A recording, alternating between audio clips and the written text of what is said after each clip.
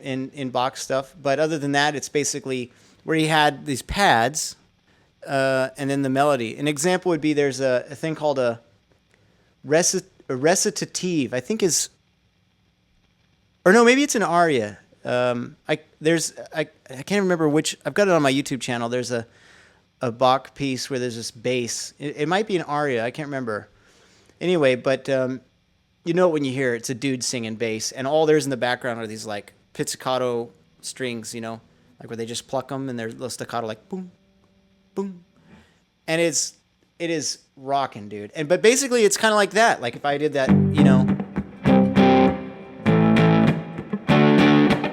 mean, it's not at all like that lame, but or simple or punk or pop or rock or whatever the heck that is. It's not like that. But the point is, it's like chords, chords, chord, chord, and there's some movement in the chord too. Like if I went, like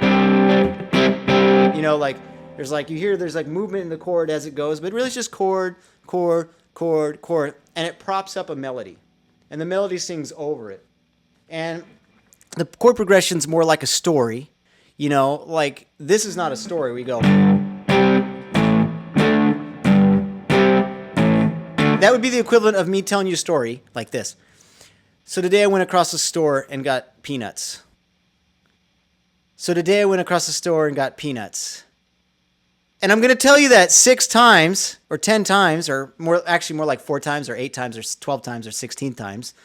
And then, and while I'm saying I went to the store today to get peanuts, I'm going to have a beautiful female singer come in and tell you a little bit of a longer story about, I don't know, whatever the hell. But the point is like something related to stores. I don't know, but something that's kind of hopefully related. They're in the same key and everything. They're not abrasive, the subjects between them, but that's it. Now in this Bach piece that I'm talking about with the bass singer, the whole thing is like a journey. And even though the lyrics, I think the lyrics basically is like one short phrase, and I think some of the words repeat a couple times, probably for effect or something, but it's just a short phrase. Like, what were the actual lyrics? I don't remember. They're like, something. I think it might be a direct. I think it might be a direct quote from the Bible or something. So it's like you could imagine if you just opened up a book and said, "I'm going to take these 4 lines and have a short piece of music." It doesn't repeat itself. It doesn't have a chorus that happens 3 times that are the same. It's like a line of lyrics. It might be a recitative or something, which is basically, as far as I understand, which I think is fairly accurate. A recitative is sort of like sung talking in a way. Like when you talk, you don't repeat what you say over and over again. Like it has to be a chorus, It's more like what I'm saying right now. If I wrote out the things I'm saying right now and put a melody and then chords underneath them, right? And that's kind of like what they do with that. As where a fugue is really extremely different. It's where that's where you really have those independent melodies with the subject and the counter subject. And then basically there's a lot of stuff in between, like a 2-part invention. You could think of it like one line with your right hand, line with your left hand.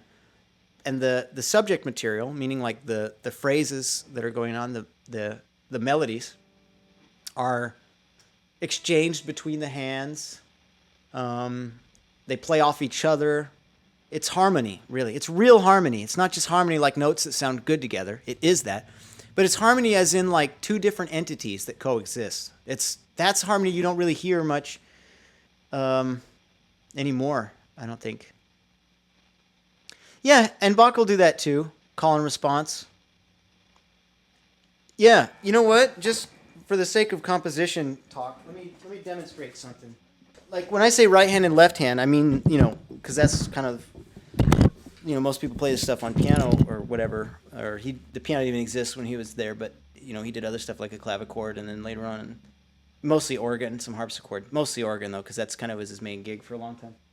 But you could think of it between the right hand and the left hand being the guitar and the bass, because essentially your treble clef and your bass clef anyway, they kind of make the same instrument.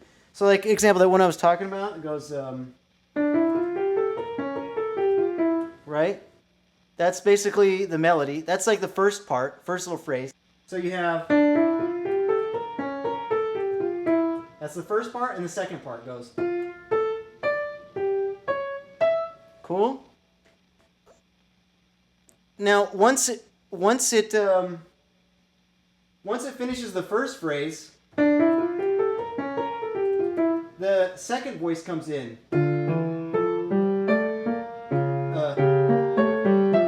So you see what happened is when the second phrase came in and it played this, the second voice in the bass goes, and it did the same phrase the first voice did.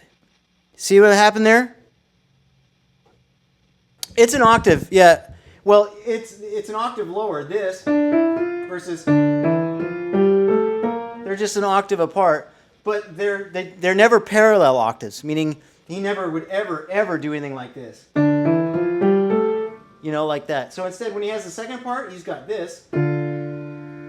That's a third. And now these, that's a ninth. Like a flat ninth even. Like this, very dissonant. That's a flat 9. But he's passing through it. You got this, the third. And there's your flat 9. And he goes to that, which is a third again. And then you have that this would be a ninth, an actual ninth, not a flat ninth. And then it goes up to here. Cool. And here you have a third. So basically, the notes are only together in consonant tones. And then in between, there can be dissonances. But anyway, the point is, so he's got this.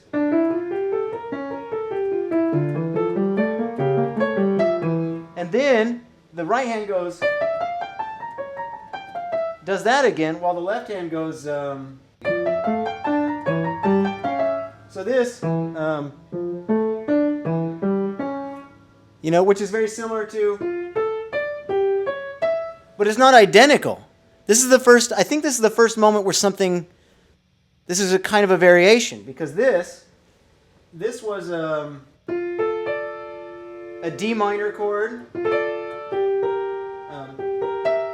and this here is like a E diminished chord. So he went, and then he goes to this, which is based around the D minor. So it's kind of like he's doing this. Like that, in a way. But this part over here goes, which is your D minor, and then, and this is, that's based around a D flat diminished. A D flat diminished instead of an E diminished. So they are actually kind of the same, because remember the diminished chords are symmetrical. But instead of an E diminished, he did D flat diminished, and they're a diminished third away. So they're really kind of interchangeable. But anyway, and then after that, he's got a whole new part, which is like, that's a variation on this, right? Based around the E minor chord, or D minor chord rather. Now what he does here, and then sequences. So it's just like, you could do that for days, you know?